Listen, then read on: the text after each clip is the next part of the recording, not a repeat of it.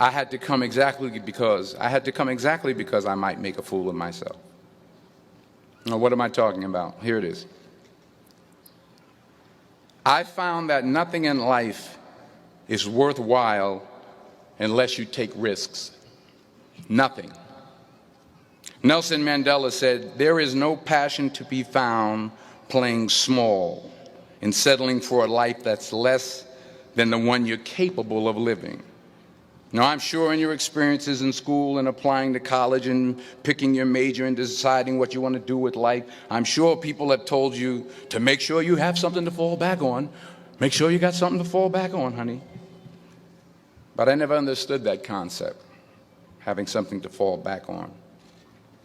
If I'm going to fall, I don't want to fall back on anything except my faith. I want to fall forward. I figure at least this way I'll see what I'm going to hit. Fall forward. This is what I mean. Reggie Jackson struck out 2,600 times in his career, the most in the history of baseball. But you don't hear about the strikeouts. People remember the home runs. Fall forward. Thomas Edison conducted 1,000 failed experiments. Did you know that? I didn't know that.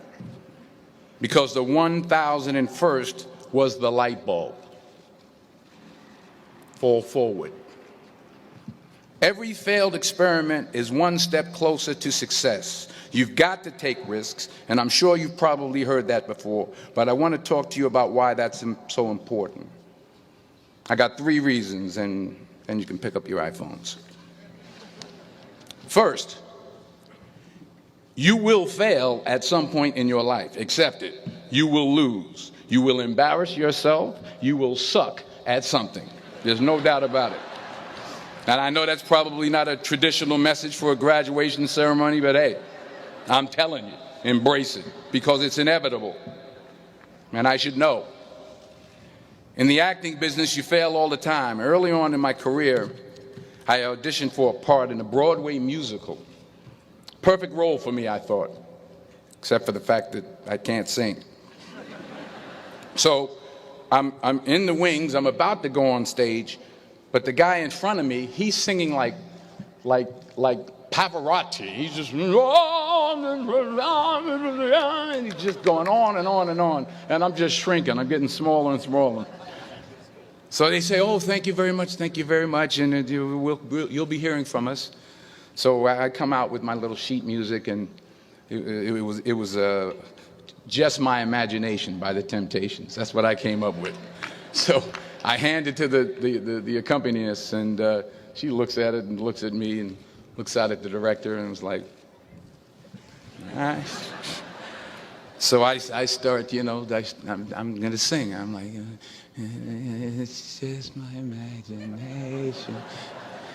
Once again, and then coming away with me." And I'm not saying anything, so I'm thinking I'm getting better. So I just start getting into it. It was just my imagination. Running. This, thank you very much, Mr. Washington. Thank you. So I assumed I didn't get the job. But the next part of the audition, he called me back. The next part of the audition is the acting part of the audition. Now I'm like, hey, okay, maybe I can't sing, but I know I can act. So they pair me with this guy, and again, I didn't know about musical theater. And musical theater is big, so they can reach everyone all the way in the back of the stadium. And I'm more from a realistic, naturalistic kind of acting where you actually talk to the person next to you. So I don't know what my line was. My line was, "Well, hand me the cup." And his line was, "Well, I will hand you the cup, my dear. The cup will be there to be handed to you." And I said, "Oh, okay." "Well, should I give you the cup back?" "Oh, yes, you should give it back to me, because you know that is my cup and it should be given back to me." I didn't get the job. But here's the thing. I didn't quit. I didn't fall back.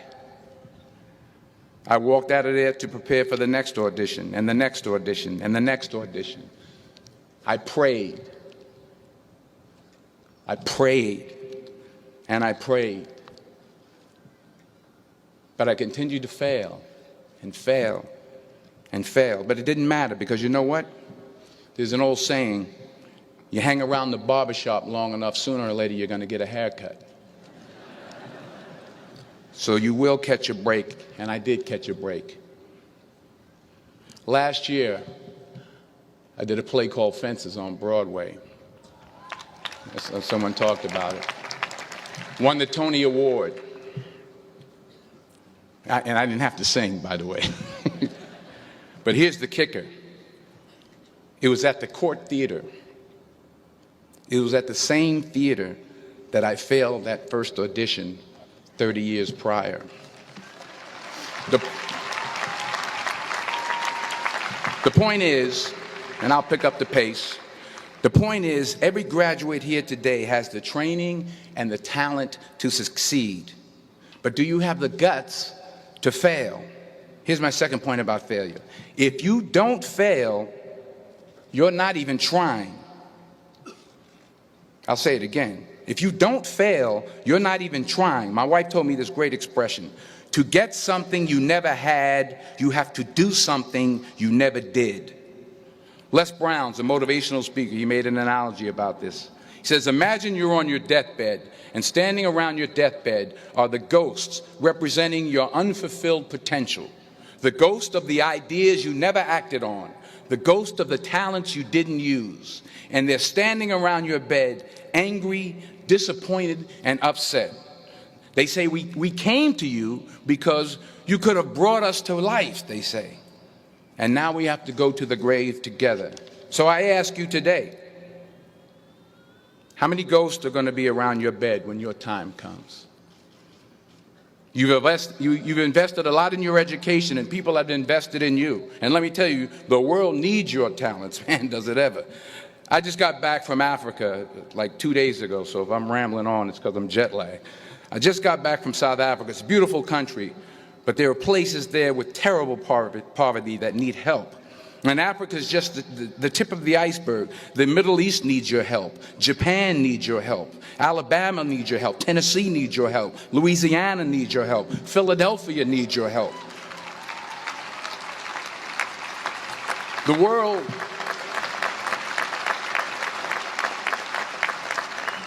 world needs a lot, and we need it from you. We really do. We need it from you young people. I mean, I'm not speaking for the rest of us up here, but I know I'm getting a little grayer. We need it from you, the young people, because remember this. So you got to get out there. You got to give it everything you got, whether it's your time, your talent, your prayers, or your treasures. Because remember this. You will never see a U-Haul behind a hearse.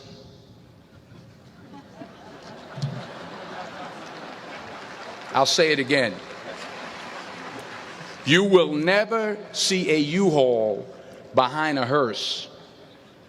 You can't take it with you. The Egyptians tried it, and all they got was robbed. So the question is, what are you going to do with what you have? I'm not talking about how much you have.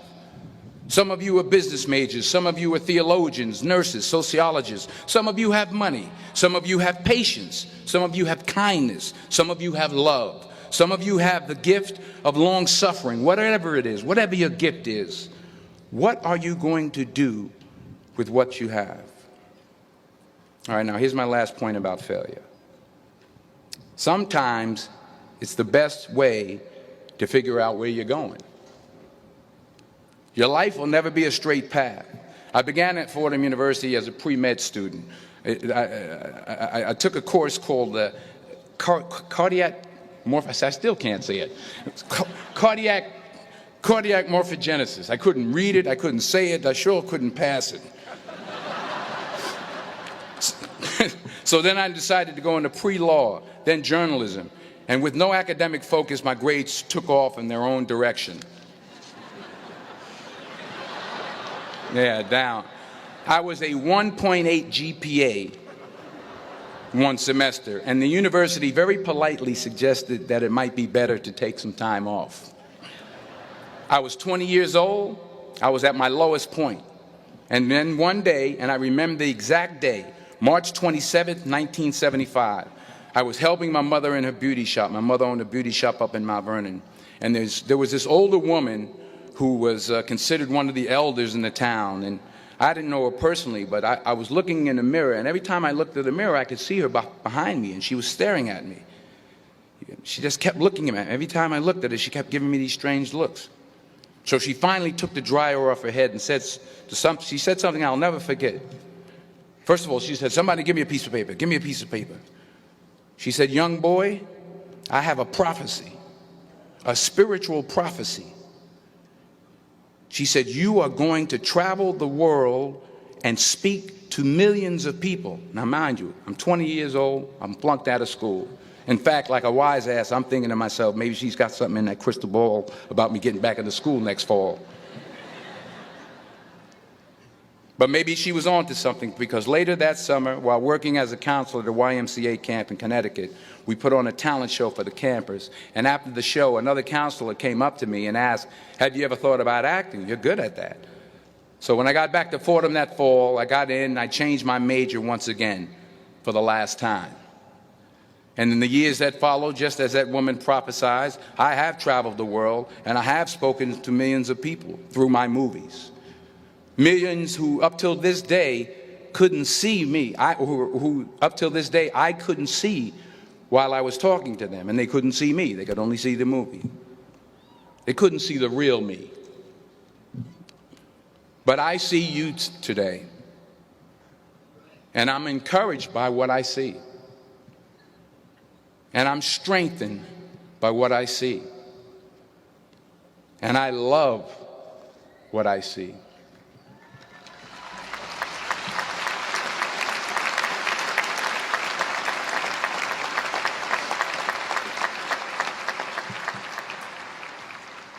One more page, and I'll shut up. Let me conclude with this one final point, and actually the president kind of brought it up. It has to do with the movie Philadelphia. She stole my material. Many years ago, I did this movie called Philadelphia.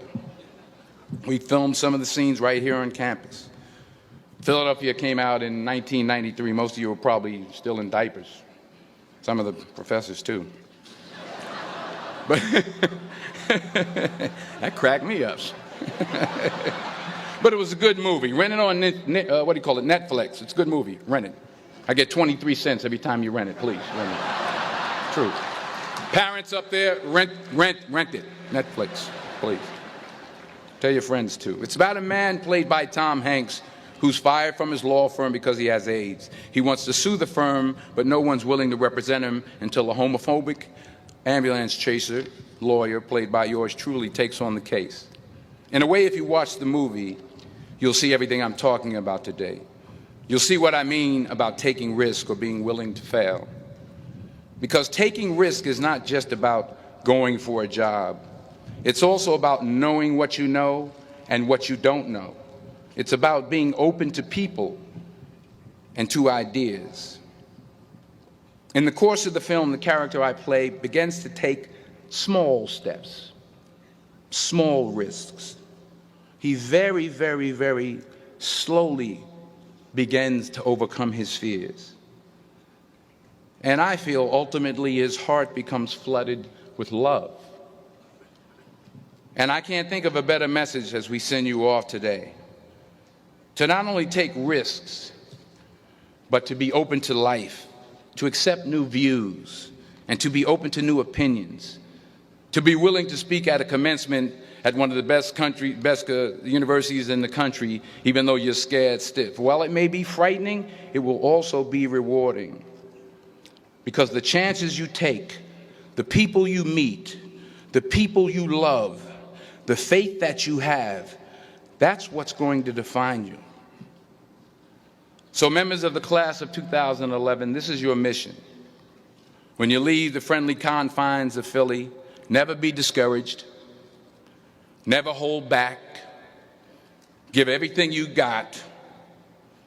And when you fall throughout life, and maybe even tonight after a few many glasses of champagne, remember this: fall forward. Congratulations. I love you. God bless you. I respect you.